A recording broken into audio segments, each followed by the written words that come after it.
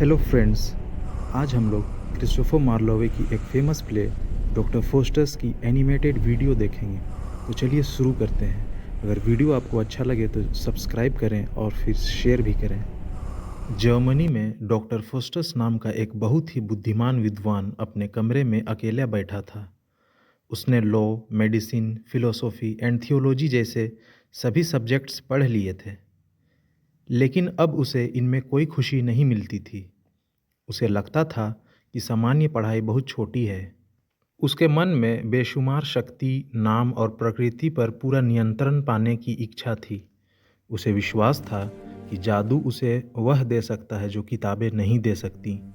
इसलिए वह black magic और आत्माओं को बुलाने की विद्या की ओर मुड़ जाता है। जब फोस्टस जादू की क्रियाएं करता है तो शैतान सेवक मेफिस्टोफेलिस उसके सामने आ जाता है। उनके बीच बात होती है कि फोस्टस को जितनी पावर्स चाहिए उसको मिल जाएगा, लेकिन सिर्फ 24 साल तक के लिए। उसके बाद फोस्टस को अपनी आत्मा लूसीफर को देना होगा। मेफिस्टोफेलिस उसे इस सौदे के भयानक परिणामों के बारे में चेतावनी देता है, लेकिन फोस्टस नहीं सुनता। अपनी लालसा और घमंड में अंधा होकर वह अपने खून से कॉन्ट्रैक्ट पर साइन कर देता है। शुरुआत में फोस्टस अपनी नई शक्तियाँ का खूब आनंद लेता है। मेफिस्टोफेलिस हर समय उसके साथ रहता है। वह उसके अलग अलग देशों में घुमाता है और राजा महाराजाओं को जादू दिखाकर प्रभावित करता है। फोस्टस ट्रॉय की हेलेन की आत्मा को बुलाता है, जो सुंदरता का प्रतीक है, और खुद को बहुत शक्तिशाली महसूस करता है। लेकिन अंदर ही अंदर उसका जीवन खाली होता जा रहा था।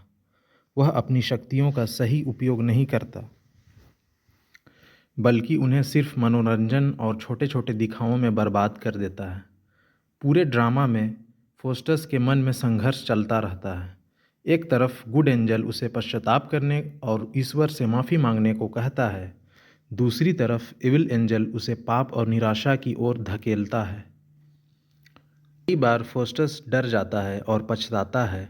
वह पश्चाताप करना चाहता है, लेकिन उसे उसका अहंकार और सजा का डर उसे रोक लेता है। जब 24 साल पूरे होने वाले होते हैं तो फोस्टस बहुत डर जाता है। उसे अपनी गलती का एहसास होता है।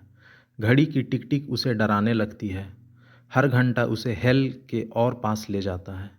आखिरी समय में वह रोते रोते समय को रोकने और अपनी आत्मा बचाने की प्रार्थना करता है, लेकिन तब बहुत देर हो चुकी होती है। आधी रात को शैतान आते हैं और फोस्टस को घसीट कर हेल ले जाते हैं।